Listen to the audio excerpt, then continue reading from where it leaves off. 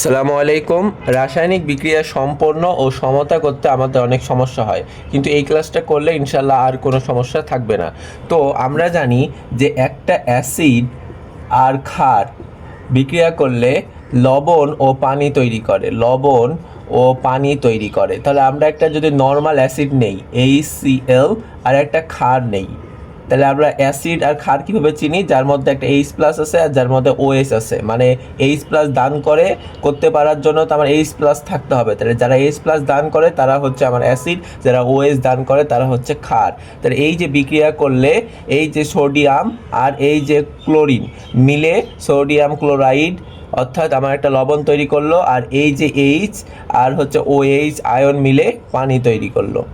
এটা হচ্ছে আমার অ্যাসিড এবং ক্ষারের নর্মাল বিক্রিয়া। কিন্তু অনেক সময় এই যে অ্যাসিডের সাথে লবণের বিক্রিয়া করতে বলে, অ্যাসিডের সাথে লবণের বিক্রিয়া করতে হবে, তখন এই লবণের প্রকৃতি দেখে আমাকে মেজারমেন্ট করতে হবে যে আসলে কোন গ্যাস উৎপন্ন হবে। অর্থাৎ অ্যাসিড এবং লবণের বিক্রিয়াতে লবণ এবং পানি তৈরি হবে, তার সাথে একটা গ্যাস তৈরি হবে।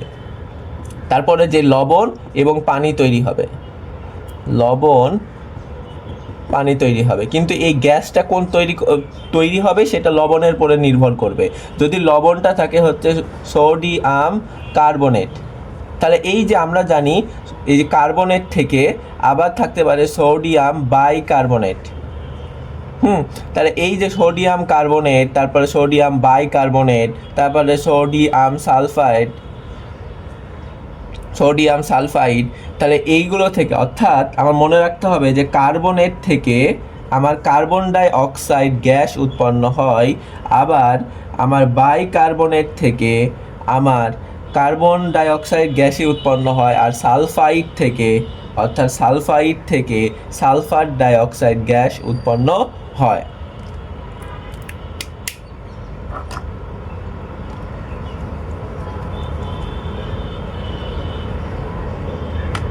তাহলে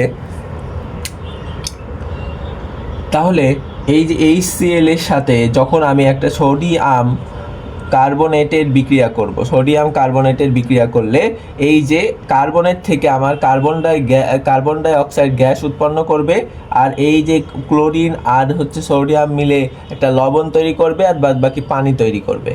ভাই আপনি সমতা করছেন না? না, সমতাটা আমরা আগে আগে আগে আমরা আইডেন্টিফাই করি যে আসলে কোন কোন উৎপন্ন হবে, তারপরে সমতা করাটা ইজি। এখন তুই সমতা করতে কোনো প্যারা নাই, এখানে তুমি এক গুণ দিবা, 2 গুণ দিবা, ওই পাশে মিলাবা, অর্থাৎ কার্বনের সংখ্যায় এখানে কয়টা আছে ওই পাশে কয়টা আছে দিয়ে দুইটা ব্যালেন্স করার জন্য এখানে গুণ দেওয়া লাগে।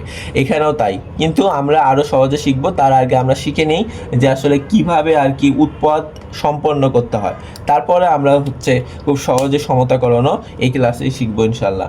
তাহলে এটা বুঝলাম। তারপরে যদি আমাকে বলে একটা অ্যাসিডের সাথে আরেকটা লবণ দিলাম যে সোডিয়াম বাইকার্বনেট, যা যা দেখাবো এর মধ্যে থেকেই পরীক্ষা আসবে, এর বাইরে আসবে না। তাহলে কি এই যে বাইকার্বনেট থেকে অবশ্যই কার্বন ডাই অক্সাইড, সোডিয়াম আর ক্লোরিন মিলে সোডিয়াম ক্লোরাইড, আর বাদ বাকি মনে রাখবা যে মানে বাইকার্বনেটের মধ্যে একটা এক্সট্রা করে থাকে, রাইট? তাহলে এই এর জন্য একটা পানি তৈরি করবে, এরকম করে মনে রাখতে পারো। অথবা এখানে আছে, হ্যাঁ এখানে আরেকটা আছে, আর এখানে অক্সিজেন। তাহলে কিন্তু এখানে একটা এখানে একটা দুইটা আর এখানে একটা অক্সিজেন ছিল, কারণ কার্বন ডাই অক্সাইডের মধ্যে থেকে এই যে CO2 নিচে আরেকটা তো ও থাকে, তাহলে এখান থেকে পানি উৎপন্ন করলো। তাহলে আমরা কিন্তু অ্যাসিডের সাথে লবণের বিক্রিয়া করলে সাধারণত এই 3টা বিক্রিয়াই তোমাদের পরীক্ষাতে আসে। তাহলে অ্যাসিড এর সাথে লবণের বিক্রিয়ায় একটা গ্যাস উৎপন্ন হবে। তাহলে কি ক্ষারের সাথে যদি লবণের বিক্রিয়া করি তাহলে ওই একইভাবেই হবে। ক্ষারের সাথে যদি আমি একটা লবণের বিক্রিয়া করি তাহলেও কিন্তু এই গ্যাস প্লাস লবণ প্লাস পানি এই 3টাই তৈরি হবে। তাহলে আমি একটা ক্ষার নেই, ক্ষার ধরো ক্যালসিয়াম হাইড্রোক্সাইড, এর সাথে লবণ নিলাম, অ্যামোনিয়াম যুক্ত লবণ নিলে কি হবে? দেখো এই যে অ্যামোনিয়াম আয়ন থেকে অ্যামোনিয়া গ্যাস বের হয়। তাহলে তো আমরা খুব সহজে বুঝে নিলাম। তাহলে অ্যামোনিয়াম থেকে আমার অ্যামোনিয়া গ্যাস উৎপন্ন হলো, আর বাদ বাকি এই যে ক্লোরিন আর এই যে ক্যালসিয়াম, এই ক্যালসিয়াম আর এই যে ক্লোরিন মিলে ক্যালসিয়াম ক্লোরাইড তৈরি করবে, আর বাদ বাকি পানি তৈরি করবে। শেষ, আমার তো মুখস্থ। আর যদি তুমি পানি তৈরি করতে প্যারা লাগে, দেখো তো এখানে কয়টা আছে, অর্থাৎ তাহলে এই অ্যাসিডের সাথে এই বিক্রিয়াটা সাধারণত এইরকমই আসে। এখন যদি তোমাকে এই ক্ষারটা এইটা না দেয়, অন্য ক্ষার দেয়, তুমি পারবা না। অন্য ক্ষার দিলে অ্যামোনিয়াম ক্লোরাইডের সাথে অন্য ক্ষার দিলে পারবো না। এই যে অ্যামোনিয়াম থেকে অ্যামোনিয়া তৈরি হবে, ক্লোরিন আর সোডিয়াম মিলে সোডিয়াম ক্লোরাইড, আর লাস্টে পানি তৈরি করবে। ঠিক আছে, তাহলে তোমার এখানে যেটাই দিক, তোমার খালি লবণের দিক তাকাইতে হবে। হ্যাঁ, লবণের দিক তাকিয়ে দেখবা যে লবণের দিকে, এখানে যদি আমি বলি লবণের দিক তাকিয়ে দেখবা যে লবণটা কি আছে, কার্বনেট আছে নাকি অ্যামোনিয়াম যুক্ত লবণ আছে, নাকি বাইকার্বনেট আছে নাকি সালফাইড আছে। তাহলে এইগুলো থেকে আমরা বুঝে নিলাম যে কোনটা থেকে কোনটা বের হয়, তাহলে কিন্তু আমার বিক্রিয়া করা ইজি। তাহলে আমরা কিন্তু 3টা জিনিস শিখলাম। হ্যাঁ, আমি একটু যদি সামারি করি, কারণ এখান থেকে আর কি ওই যে দ্রবণের প্রকৃতি নির্ণয়ের জন্য খুবই ইম্পর্টেন্ট। তাহলে আমরা কি কি শিখলাম? একটা হচ্ছে অ্যাসিড, সাধারণ অ্যাসিডের সাথে যদি ক্ষারের বিক্রিয়া করি তাহলে আমার কোনো গ্যাস উৎপন্ন হবে না, অর্থাৎ লবণ আর পানি উৎপন্ন হবে। কখন গ্যাস উৎপন্ন হবে? গ্যাস উৎপন্ন হওয়ার জন্য অ্যাসিড এর সাথে আমার লবণের বিক্রিয়া করতে হবে, অথবা ক্ষার প্লাস লবণের বিক্রিয়া করতে হবে, তাহলে আমার গ্যাস উৎপন্ন হবে। তাহলে গ্যাসটা নির্ভর করবে যে এখানে যদি আমার কার্বনেট থাকে তাহলে কার্বন ডাই অক্সাইড গ্যাস উৎপন্ন হবে, এখানে যদি বাইকার্বনেট থাকে তাহলেও কার্বন ডাই অক্সাইড গ্যাস উৎপন্ন করবে, এখানে যদি সালফাইড থাকে তারপরেও সালফার ডাই অক্সাইড গ্যাস উৎপন্ন করবে। আর এই যে এখানে তুমি যে কোনো ক্ষার বসাবা, ক্ষার তো আমরা চিনি রাইট, যার মধ্যে OH আছে আর যার মধ্যে H+ আছে, সেটা হচ্ছে আবার অ্যাসিড। কারণ কি, অ্যাসিড হচ্ছে H+ দান করে আর OH হচ্ছে ক্ষার হচ্ছে OH দান করে, রাইট। এখন এই লবণটার ক্ষেত্রে অ্যামোনিয়াম যুক্ত লবণ যদি ক্ষারের সাথে বিক্রিয়া করে তাহলে এই যে অ্যামোনিয়াম থেকে অ্যামোনিয়া গ্যাস উৎপন্ন করে। এই হলো 3টা বিক্রিয়া, খুবই ইম্পর্টেন্ট। আর বিক্রিয়াগুলো সমতা দেখব। সমতা কি? সমতাকরণ করার জন্য আমার একটা কনসেপ্ট জানা লাগবে, সেটা হচ্ছে আমার তুল্য সংখ্যা। তাহলে তুল্য সংখ্যা কি জিনিস? তুল্য সংখ্যা হচ্ছে 1 মোল অণু বা পরমাণু অন্য আরেকজনকে যেই সাথে বিক্রিয়ায় যদি যৌগটা হচ্ছে অ্যাসিড হয় তাহলে H+ দেওয়ার সংখ্যা, যদি এই অণুটা যদি আমার ক্ষার হয় তাহলে OH দেওয়ার সংখ্যা, যদি অণুটা লবণ হয় তাহলে ধনাত্মক চার্জ, ধনাত্মক যোজনী বা চার্জ এবং তার সংখ্যা তারা গুণ করলে যেটা হবে সেটাই হলো আমার ওই লবণের তুল্য সংখ্যা। সংখ্যা বা জাস্ট একটা নাম্বার। এখন আরেকটা জারক বিজারকের ক্ষেত্রে ইলেকট্রন আদান প্রদানের সংখ্যা, ইলেকট্রন আদান প্রদানের সংখ্যাই হচ্ছে তুল্য সংখ্যা। তাহলে আমরা এখন যদি উদাহরণের মাধ্যমে বুঝতে চাই যে অ্যাসিডের ক্ষেত্রে তুল্য সংখ্যা কি হয়। অ্যাসিডের ক্ষেত্রে ধরো HCl এর ক্ষেত্রে H+ আছে কয়টা? H+ আছে একটা, এবং কি এটা পজিটিভ না? হ্যাঁ, তাহলে H+ একটা, তাহলে তার সংখ্যা হচ্ছে 1। তারপরে H2SO4, এখানে H+ কয়টা আছে? H+ আছে 2টা, তাই তুল্য সংখ্যা হচ্ছে আমার 2। ওকে, তারপরে আমি যদি আরও উদাহরণ দেই, ক্ষারের ক্ষেত্রে ক্যালসিয়াম হাইড্রোক্সাইডের ক্ষেত্রে OH আছে কয়টা? 2টা OH আছে, তাই এটার ক্ষেত্রে আমার তুল্য সংখ্যা 2। যদি বলি সোডিয়াম হাইড্রোক্সাইড, তাহলে এখানে OH আছে একটা, তাই এর তুল্য সংখ্যা হচ্ছে আমার 1। আচ্ছা, তারপরে আমরা যদি এখন লবণের ক্ষেত্রে দেখি, লবণের ক্ষেত্রে অ্যামোনিয়াম ক্লোরাইড আমি কি বলছি যে তুল্য সংখ্যা কি হবে? তার পজিটিভ, তাহলে এটাকে ভাঙলে আমার কি হবে?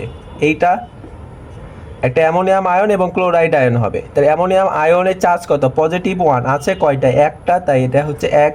আমি বললাম যে অ্যালুমিনিয়াম ক্লোরাইড, এটার ক্ষেত্রে কত? অ্যালুমিনিয়ামকে ভাঙলে কত? এর যোজনী কত? 3। এখানে আছে কয়টা? একটা, তাহলে 3 আর 1 গুণ করলে 3। তারপর আরও বলি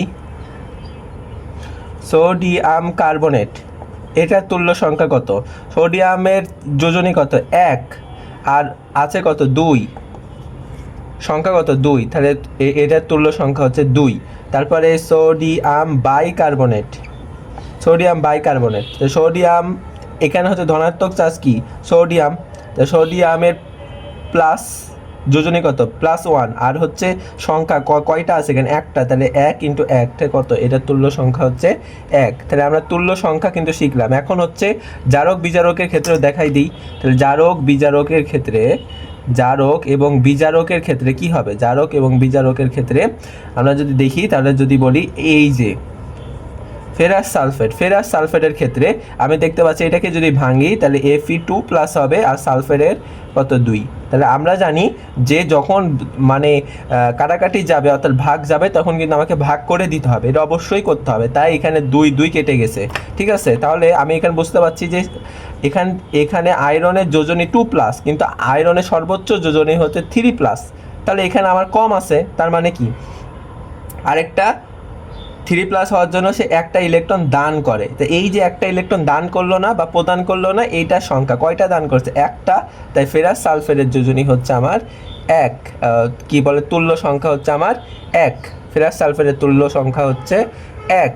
কিন্তু যদি আবার ফেরাস সালফেট যদি আমার লবণ হিসাবে কাজ করে, লবণ হিসাবে অর্থাৎ কোনো একটা ক্ষারের ইয়ার সাথে কি বলে ক্ষারের সাথে, ফেরাস সালফেট যখন ক্ষারের সাথে বিক্রিয়া করবে, ফেরাস সালফেট যখন ক্ষারের সাথে বিক্রিয়া করবে তখন কি হবে, তখন হচ্ছে এইখানে Fe2+, তাহলে চার্জ কত 2 আছে কত 1, তখন হচ্ছে এর তুল্য সংখ্যা হবে 2। তাহলে ক্ষারের সাথে যখন বিক্রিয়া করবে তুল্য সংখ্যা 2, যখন জারক বা বিজারকের সাথে বিক্রিয়া করবে অর্থাৎ বিজারক অথবা জারক বিজারক হিসেবে যখন কাজ করবে তখন তার তুল্য সংখ্যা হবে 1। তাহলে আমরা তুল্য সংখ্যা বুঝে গেছি, এখন জাস্ট ওই বিক্রিয়াগুলোকে সমতাকরণ করা শিখলেই আমার হয়ে যাবে। তাহলে 1 নাম্বার বিক্রিয়া যদি আমি দেখি যে অ্যাসিড প্লাস ক্ষার, অ্যাসিড প্লাস ক্ষারে কি উৎপন্ন হয়, লবণ প্লাস পানি, লবণ প্লাস পানি। তাহলে অ্যাসিড HCl লিখলাম, তারপরে ক্ষার NOH কি করবে, এইখান থেকে আমি এখন তুল্য সংখ্যা এক্সচেঞ্জ করার মাধ্যমে সমতাকরণ করতে হয়। তাহলে এর তুল্য সংখ্যা কত 1, এর তুল্য সংখ্যা কত 1, কারণ এখানে OH একটা, এখানেও H+ একটা, তাহলে দুইটাই 1 1, এটা এখানেও দিল 1, এটা এখানে দিল 1। তাহলে আমার বাম পাশেরটার মোলের হিসাব করা শেষ। এখন এই পাশে কি হবে, লবণ এবং পানি উৎপন্ন। আমরা শিখছি না আগে লবণ এবং পানি, তো লবণ কীভাবে হবে, এখানকার সোডিয়াম আর এখানকার ক্লোরিন মিলে সোডিয়াম ক্লোরাইড লবণ তৈরি করবে, আর পানি এখানকার একটা H বাকি আছে এবং OH মিলে পানি তৈরি করলো। এখানেও এবার যদি আমি গণনা করি দেখবো সব মিলে গেছে, ঠিক আছে। এখন যদি আরও নেই, সালফিউরিক অ্যাসিডের সাথে যদি এটার বিক্রিয়া করতাম তাহলে কি হইতো, এটার তুল্য সংখ্যা 2, তাহলে এর আগে বসবে, এর তুল্য সংখ্যা 1, কারণ OH একটা আছে, তাহলে এর তুল্য সংখ্যা এখানে 1 বসলে তো একই থাকে। এখন তাহলে কি করব, যেহেতু একটা নর্মাল অ্যাসিড এবং নর্মাল ক্ষার বিক্রিয়া করে আমার লবণ এই যে সোডিয়াম আর হচ্ছে সালফেট লবণ তৈরি করবে, তাহলে সোডিয়াম আর সালফেট মিলে লবণ তৈরি করবে প্লাস, আর এই যে H2 আর এটা মিলে আমার পানি তৈরি করলো। এবার আমি দেখি যে এবার আমাকে কি করতে হবে, সংখ্যা মিলাইতে হবে, ঠিক আছে। এখানে সালফেট কয়টা আছে, একটা, এই যে একটা লিখছি। সোডিয়াম কয়টা আছে, 2টা। আমি যদি এখানে 2 লিখি তাহলে সালফেটের 2 হয়ে যাবে, তাই আমি এখানে 2 লিখবো। ওকে এখন এবার দেখি তো পানিটা মিলছে কিনা। এখানে হাইড্রোজেন আছে 2টা, এখানে 2টা লিখছি। এখানে অক্সিজেন কয়টা আছে, 2টা, তাহলে অবশ্যই আমার 2 দ্বারা গুণ করতে হবে। তাহলে 2 দ্বারা গুণ করলে হাইড্রোজেনও কি আর 2টা বেড়ে গেল, অক্সিজেন 2টা মিলছে কিন্তু হাইড্রোজেন 2টা মিলে গেল। তাহলে এখানেও আমরা দেখছি এখানেও 2টা আছে, এখানে 2টা, তাহলে 4টা, এখানেও 4টা, এখানেও 4টা, সব মিলে গেছে। তাহলে আমার বিক্রিয়া সম্পন্ন হয়ে গেছে। ওকে, তারপরে আমি এবার আমি ক্ষারের সাথে বিক্রিয়া করব না, এবার ক্ষার বাদ দেবেন, অ্যাসিড প্লাস লবণের সাথে বিক্রিয়া করবে, অ্যাসিড প্লাস লবণ। আমি লিখলাম অ্যাসিড এইটা, তারপরে লবণ লিখলাম সোডিয়াম কার্বনেট। এর বিক্রিয়া করার মাধ্যমে কি উৎপন্ন করবে, আমরা জানি যে কার্বনের থেকে আমার কার্বন ডাই অক্সাইড উৎপন্ন হয়, কার্বন ডাই অক্সাইড গ্যাস উৎপন্ন হয়, তাহলে এটা একটা গ্যাস। তারপরে লবণ এবং পানি, এই যে লবণ আর পানি, লবণ তৈরি করব, এই যে সোডিয়াম আর ক্লোরিন মিলে আমার লবণ তৈরি হলো, আর কি হবে, পানি উৎপন্ন করবে। আমি কি তুল্য সংখ্যা এক্সচেঞ্জ করছি না, তাহলে এটার তুল্য সংখ্যা কত 2, তাহলে এর তুল্য সংখ্যা এর কাছে যাবে, এর তুল্য সংখ্যা 1 এর কাছে আসলো। ওকে, এবার আমি মিলাচ্ছি। মিলাতে গেলে দেখলাম যে এখানে সোডিয়াম 2টা আছে, ক্লোরিন 2টা আছে, তাহলে আমি এইখানে 2 দিলাম, এখানে 2 দিব, ঠিক আছে। তো 2 দিলে কি হচ্ছে, কাটাকাটি হয়ে যাচ্ছে না 2 দ্বারা, তো যখন কাটাকাটি হবে তখন কিন্তু কাটাকাটি করে দিতে হবে, দিয়ে সামনে বসাইতে হবে, ওকে। তারপরে এখানে হাইড্রোজেন 2টা আছে, আমি এখানে হাইড্রোজেন 2টা লিখছি, কিন্তু এখানে আমার অক্সিজেন কয়টা আছে, এখানে 2টা, এখানে একটা, 3টা, তাহলে এখানে কিন্তু আমার মিলে গেছে, ঠিক আছে। তারপরে আমি আরও যদি উদাহরণ দিই, HCl প্লাস সোডিয়াম বাইকার্বনেটের সাথে বিক্রিয়া করছে, তাহলে কার্বনেট আছে না, তাহলে কার্বন ডাই অক্সাইড, ঠিক আছে। তারপর লবণ, এই যে লবণ আর হচ্ছে এবার অ্যাসিডটা মুছে দিয়ে যদি এখন ক্ষার প্লাস লবণ হয়, তাহলে ক্ষার যদি নেই, ক্ষার প্লাস লবণ, অ্যামোনিয়াম আয়নযুক্ত লবণ, তাহলে কি হবে, এই যে অ্যামোনিয়াম থেকে অ্যামোনিয়া গ্যাস উৎপন্ন করবে।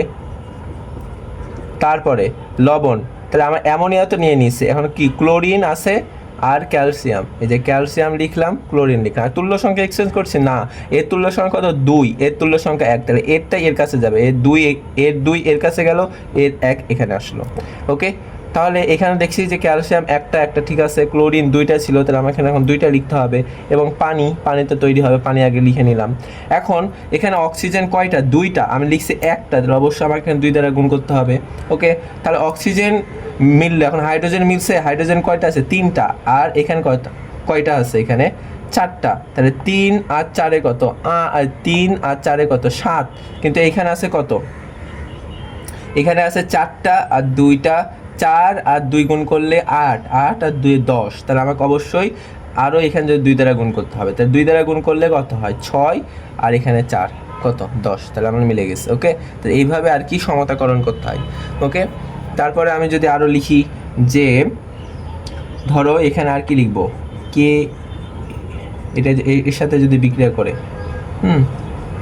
সোডিয়াম ক্লোরাইড, তাহলে এর তুল্য সংখ্যা 1, এর তুল্য সংখ্যাও 1, তাহলে কি করবে, এখান থেকে অ্যামোনিয়াম থেকে অ্যামোনিয়া, তারপরে এই যে প্লাস পানি। অক্সিজেন কয়টা, একটা। হাইড্রোজেন কয়টা আছে, একটা, দুইটা, 3টা, এখানে আমি কয়টা লিখছি, 3টা, আরও তাহলে 5টা, এখানে 3টা, 2টা, 5টা, তাহলে সব মিলে গেছে, ওকে। তাহলে এইভাবে আর কি সলভ করতে হয়। তারপর এই যে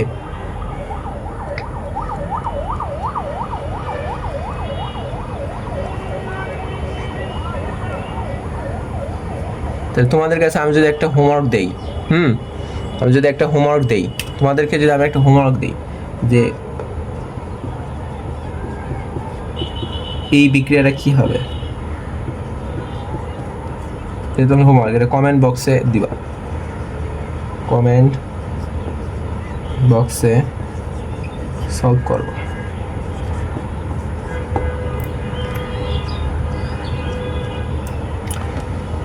এবার আমরা তাপীয় বিয়োজনের বিক্রিয়াগুলো দেখব। তাপীয় বিয়োজন, তার মানে হচ্ছে একটি যৌগকে তাপ দিব, তাহলে ভেঙে যে নতুন নতুন যৌগতে পরিণত হবে। তাহলে এই যে নতুন নতুন যৌগ, সেগুলো কি হবে সেটাই দেখব। প্রথমে এই যৌগটা যদি কার্বনের যুক্ত যৌগ হয়, তাহলে কার্বনেটটা ভেঙে যদি আমি তাপ দিই, কার্বনেটটা ভেঙে কার্বন ডাই অক্সাইড, আর বাকি যা থাকবে তাই।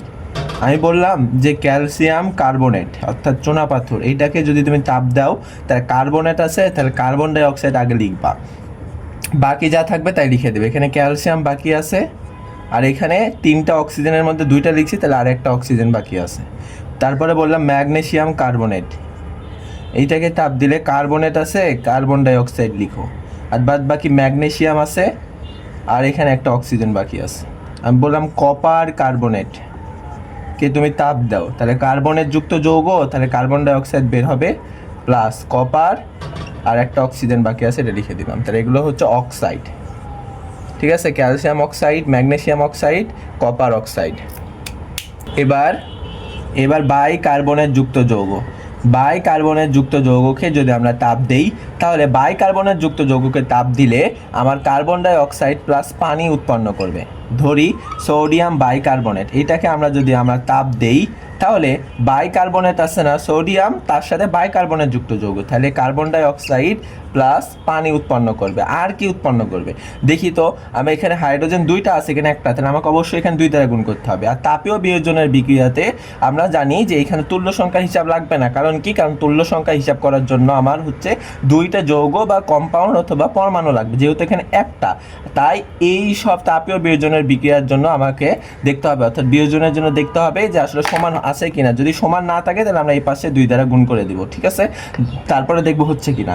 তারপর দেখছি যে এখানে আমার হাইড্রোজেন 2টা, হাইড্রোজেন মিলাইলাম, তাহলে বাদ বাকি কি থাকে, সোডিয়াম 2টা, তাহলে সোডিয়াম লিখলাম 2টা, সংখ্যা সবসময় নিচে হয়, ঠিক আছে। তারপর কার্বন কয়টা, কার্বন 2টা, আমরা লিখছি একটা, তাহলে কার্বন একটা বাকি আছে। অক্সিজেন 3 আর 2 গুণ করলে 6, আর আমরা এই পাশে লিখছি 2 আর 1 3, তাহলে আসলে 3টা বাকি আছে, ঠিক আছে। তাহলে এইভাবে আর কি এই গেল 2 নাম্বার টাইপ। 3 নাম্বারে অ্যামোনিয়াম যুক্ত, অ্যামোনিয়াম আয়নকে যদি তুমি তাপ দাও, সেখান থেকে অ্যামোনিয়া গ্যাস বের হবে। অ্যামোনিয়া ধরি অ্যামোনিয়াম ক্লোরাইড, এইটাকে তাপ দিলে অ্যামোনিয়াম আছে, তাহলে লিখো অ্যামোনিয়া গ্যাস লিখবা। তারপরে বাদ বাকি কি আছে বলো তো, এখানে একটা হাইড্রোজেন বাকি আছে আর এখানে ক্লোরিন বাকি আছে, তাহলে HCl হবে, বুঝছো। 4 নম্বরের ক্ষেত্রে নাইট্রেট, নাইট্রেটের ক্ষেত্রে 2 ভাবে হয়। নাইট্রেট যুক্ত যৌগকে তাপ দিলে সেখানে অক্সিজেন প্লাস বাকিটা উৎপন্ন হয়। তাহলে আমি যদি বলি সোডিয়াম নাইট্রেট কে তুমি তাপ দাও, দিলে অক্সিজেন আগে বের হবে, ঠিক আছে। এবার আমি দেখতে পাচ্ছি যে এই পাশে কিন্তু আমার সমতা হয়নি, 2 পাশ সমতা হয়নি, তার জন্য আমি কি করব, 2 দ্বারা গুণ দিলাম। আচ্ছা, এখন বাদ বাকি থাকে কি, বাদ বাকি থাকে হচ্ছে সোডিয়াম থাকে, নাইট্রোজেন থাকে, আর অক্সিজেন আমরা লিখছি 2টা, কিন্তু 2 আর 3 গুণ করলে এই পাশে আছে অক্সিজেন 6টা, তাহলে অবশ্যই এইখানে অক্সিজেন আমার কয়টা মিলাইতে হবে, 4টা মিলাইতে হবে না। এখানে আমার কি এ পাশে 6টা আছে, আমি এ পাশে 2টা লিখছি, 4টা মিলাইতে হবে, কারণ আমরা তো যার O4 হয়, O4 হয় না। তার জন্য আমি কি করব, এইখানে যদি আমি 2 দ্বারা গুণ দেই আর এইখানে 2 দ্বারা গুণ দিলে কিন্তু সবগুলো মিলে যাচ্ছে, অর্থাৎ সোডিয়ামও 2টা, সোডিয়াম 2টা, নাইট্রোজেন 2টা, আর এইখানে 2 আর এই 2 গুণ করলে 4 আর 2 6, তাহলে কিন্তু মিলে যাচ্ছে। তারপর আমি যদি আরেকটা উদাহরণ দেই, এই যে পটাশিয়াম নাইট্রেট, ওকে, পটাশিয়াম নাইট্রেটকে আমরা যদি তাপ দেই, নাইট্রেট আছে, তাহলে অক্সিজেন বের হবে। আর বাদ বাকি কি থাকছে, যেহেতু সমতা হয়নি তার জন্য আমি 2 দ্বারা গুণ দিলাম।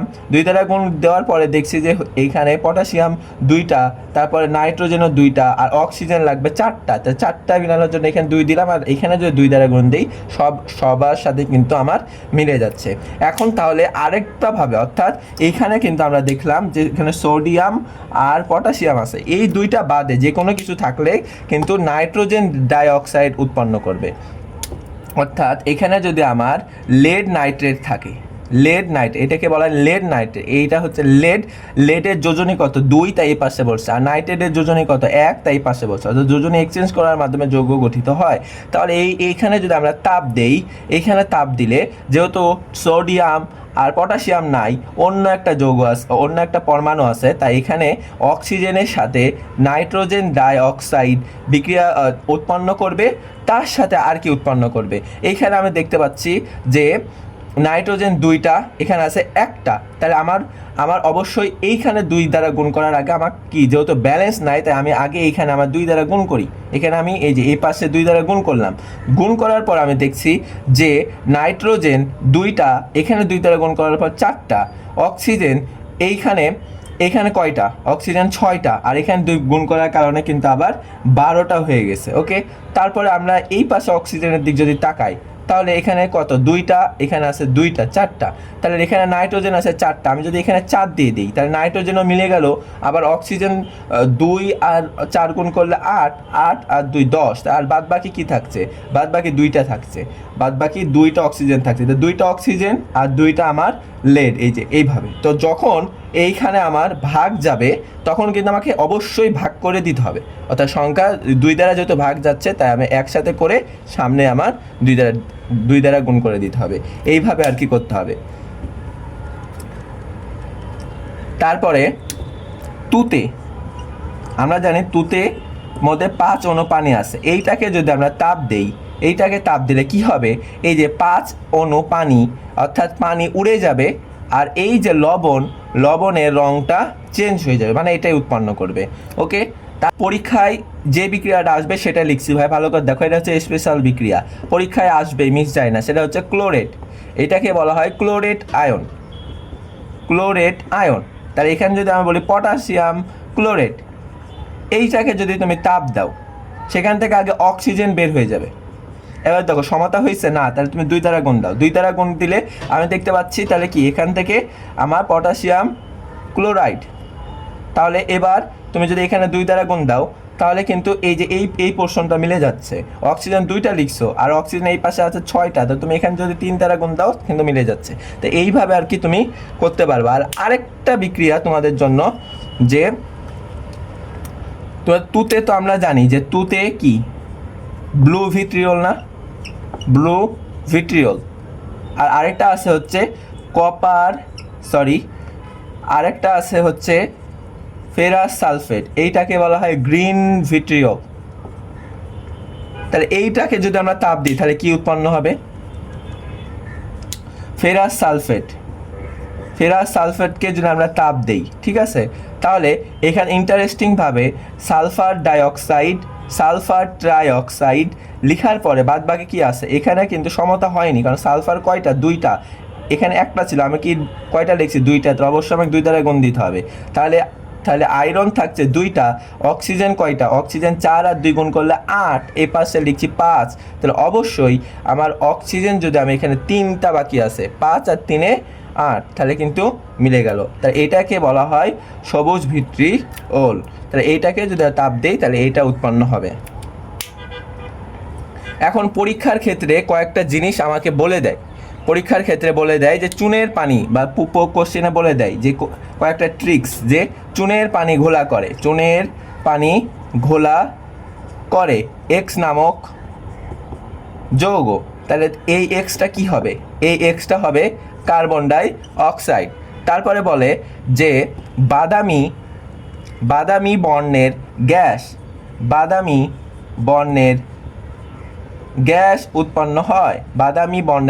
উৎপন্ন হয়, তাহলে এটা কোনটা, এটা হচ্ছে নাইট্রোজেন ডাইঅক্সাইড। বলো তো নাইট্রোজেন ডাইঅক্সাইড কোথা থেকে উৎপন্ন হয়, নাইট্রেট থেকে। এই যে নাইট্রেট থেকে নাইট্রোজেন ডাইঅক্সাইড গ্যাস উৎপন্ন হয়। এটা কি, এটাই হলো বাদামি বর্ণের গ্যাস নাইট্রোজেন ডাইঅক্সাইড। এরপরে যদি প্রশ্নে বলে যে ঝাঁঝালো গন্ধের গ্যাস যা লাল লিটমাসকে নীল করে, সেটা কোনটা, সেটা ভাইয়া অ্যামোনিয়া গ্যাস, যেটা কিন্তু ঝাঁঝালো গন্ধের। সেইটা কোথা থেকে আসছে বলো তো, অ্যামোনিয়াম থেকে না, অ্যামোনিয়াম আয়ন থেকে না, বুঝছো? তাহলে আর একটা আছে, সেটা হয়তো তোমরা সবাই জানো, যে আগুন জ্বালাইতে আমার অক্সিজেন লাগে, অর্থাৎ দহন কোনো কিছুকে পোড়াবা তাহলে কিন্তু অক্সিজেন লাগবে, অর্থাৎ পুরানো মানে কি, আগুন জ্বালানো। তাহলে আগুন জ্বালাতে যে গ্যাসটা লাগবে সেটাই কিন্তু আমার অক্সিজেন।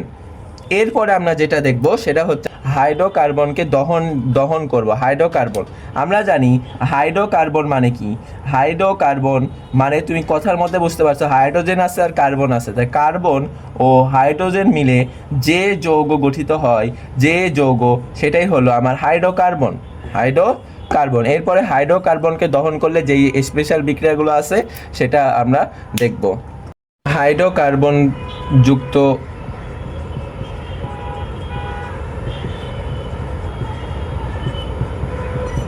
যৌগকে যদি পোড়াই, দহন করা মানে অক্সিজেন এর সাথে বিক্রিয়া করলে আমার সমতা কি হবে প্লাস উৎপন্ন যৌগ কি হবে, এটা পারার জন্য আর কি হাইড্রোকার্বন মানে কি, হাইড্রোকার্বন বুঝতেই পারছি হাইড্রোজেন এবং কার্বন এবং হাইড্রোজেন নিয়ে যে যৌগ, তাহলে কার্বনের নিচে আমার সংখ্যা থাকবে এবং হাইড্রোজেনের নিচে একটা সংখ্যা থাকবে, হ্যাঁ, লাইক মিথেনের নিচে কত সংখ্যা কত, কার্বনের সংখ্যা 1, হাইড্রোজেনের সংখ্যা হচ্ছে 4, তাহলে অনুপাত কত 1:4। এই যে আমি কার্বনের নিচে যে সংখ্যা তাকে ধরা হয় এক্স, এবং হাইড্রোজেনের নিচে যে সংখ্যা তাকে ধরা হয় ওয়াই, এবং অক্সিজেনের সাথে বিক্রিয়া করব, তাহলে অক্সিজেনের সাথে বিক্রিয়া করলাম, উৎপন্ন করে কার্বন ডাই অক্সাইড। এই যে কার্বন এবং অক্সিজেন বিক্রিয়া করে কার্বন ডাই অক্সাইড, আর হাইড্রোজেন আর অক্সিজেন বিক্রিয়া করে পানি তৈরি করে। তাহলে আমি বুঝলাম যে উৎপাদে কার্বন ডাই অক্সাইড এবং পানি উৎপন্ন হবে, কিন্তু এর আগে মোল কত অর্থাৎ সমতা কত হবে। এর জন্য একটা খুবই সুন্দর একটা ট্রিক্স আছে, কি যদি আমরা কার্বনের সংখ্যা আর হাইড্রোজেনের সংখ্যা বের করি, অর্থাৎ কার্বনের নিচে যে সংখ্যা সেটা হচ্ছে এক্স, হাইড্রোজেনের নিচে যে সংখ্যা সেটা হচ্ছে ওয়াই, তাহলে অক্সিজেনের সেটা হবে হচ্ছে এক্স প্লাস y/4। অর্থাৎ আমি যদি এটার মান বের করি, যত হবে সেটা অক্সিজেনের আগে মোল হবে, আর কার্বন ডাই অক্সাইডের আগে হবে এক্স, অর্থাৎ কার্বনের আগে কার্বনের নিচে যে সংখ্যা তার সংখ্যাই হচ্ছে কার্বন ডাই অক্সাইডের মোল, আর পানির ক্ষেত্রে y/2। চলো উদাহরণ দিয়ে আমরা বুঝি। তাহলে যদি আমি মিথেনকে পোড়াই, তাহলে মিথেনকে যদি পোড়াই, তাহলে এইখানে যেটা উৎপন্ন হবে, অর্থাৎ এটার মোল কত কার্বন ডাই অক্সাইড, আর বলে দিল পানির মোল কত, আবার এইখানেও আমি দিয়ে দিল। তাহলে এখানে আমার বলে দিতে হবে A B C। যদি প্রশ্ন করে যে A:B:C এর মান কত, তাহলে কিভাবে করব? আমরা জানি যে কার্বনের সংখ্যা কত, কার্বনের সংখ্যা হচ্ছে x কত 1, আর এখানে হাইড্রোজেনের সংখ্যা হচ্ছে y কত 4। তাহলে আমরা এখন সূত্র কি জানি, অক্সিজেনের আগে কি বসবে x প্লাস y/4, তাহলে x এর মান 1, y এর মান 4, 4/4 কত 1 + 1 মানে কত 2, আর এখানে কার্বন ডাই অক্সাইডের আগে কত বসবে x এর মান কত 1, তাহলে আমার এখানে বসবে 1, আর 1 দ্বারা গুণ করলে কার্বন ডাই অক্সাইডই থাকে। পানির আগে বসবে হচ্ছে y/2, তাহলে y এর মান কত, y এর মান 4, তাহলে 4/2 ভাগ করলে কত হয় 2, তাহলে আমার এখানে বসবে এর মান হচ্ছে 2:1:2, উত্তর হবে 2:1:2 এইভাবে। এখন হাইড্রোজেন এবং কার্বনের জন্য দেখলাম, যদি এখানে যদি আবার অক্সিজেনও থাকে, সিমিলার অক্সিজেন থাকবে, তাহলে কী করে, কার্বনের তা আগের বার শিখলাম এক্স, হাইড্রোজেনের ওয়াই, আর অক্সিজেনের জেড। এখন এইটাকে যদি পোড়াও, জাস্ট বাদ বাকি এটার ক্ষেত্রেও আমার ওই কার্বন ডাই অক্সাইডই উৎপন্ন হবে এবং পানি উৎপন্ন হবে, এটার ক্ষেত্রে এক্স এবং y/2 এটা সেম, বাট এই অক্সিজেনের আগে যেটা উৎপন্ন হবে সেটা হচ্ছে আমার এক্স প্লাস y/4, এটা আগে শিখছি, আর যেহেতু জেড আছে জাস্ট z/2 বিয়োগ করে দেবো। তাহলে এটা যেটা সূত্র, জাস্ট এখান থেকে অক্সিজেনের আগে যা শিখছি সেটা, অক্সিজেনের আগে মোল বের করার যে সূত্রটা শিখছি তার একই সূত্র, জাস্ট এখানে অক্সিজেন যুক্ত হওয়ার কারণে অক্সিজেনের সংখ্যা z/2 যদি বিয়োগ করি তাহলে অক্সিজেনের মোল পাবো, আর বাদ বাকি সব সেম থাকবে। তাহলে একটা উদাহরণ দেই, ধরো ইথানল, এটার ক্ষেত্রে আমার কার্বনের সংখ্যা কত 1 2, হাইড্রোজেনের সংখ্যা কত 2 3 5 6, অক্সিজেনের সংখ্যা 1, তার মানে হচ্ছে আমার x এর মান 2, y এর মান 6, z এর মান 1। তাই আমি যদি একে পোড়াইলে অক্সিজেনের মোল কত, অক্সিজেনের মোল বের করব কিভাবে, অক্সিজেনের মোল বের করব x প্লাস y/কত 4 মাইনাস z/2, তাহলে x এর মান কত 2, y এর মান 6/4, আর z এর মান কত 1/2। তাহলে এখান থেকে যদি করি, তাহলে ভাগ করলে এখান থেকে 2, এখান থেকে 3, তাহলে 2 লসাগু হবে, তাহলে 4 প্লাস 3 মাইনাস 1, তাহলে 6/2, তার মানে 3। তাহলে এখানে যে বিক্রিয়া দহন করব অক্সিজেনের মোল সংখ্যা হবে 3, আর আমরা তো কার্বন ডাই অক্সাইডের তো জানি, তাহলে কার্বন ডাই অক্সাইড হবে কত 2 মোল, কারণ এক্স কত এক্স যা থাকবে তাই, আর পানি কত মোল হবে, পানি y/2, তাহলে y/2, তাহলে y এর মান কত, y এর মান 6/2, তাহলে 3। এইভাবে আর কি আমরা বের করতে পারি, যে কোনো বিক্রিয়াকে আমরা এই সূত্রের মাধ্যমে সলভ করতে পারি। তাহলে এর মাধ্যমে আমার হচ্ছে সমতাকরণ যেই অর্থাৎ বিক্রিয়া সম্পন্ন এবং সমতাকরণ যে কোনোটা দিলেই, এইগুলো প্র্যাকটিস করলে নতুন যে কোনো দিলেই তুমি আশা করি পারবা।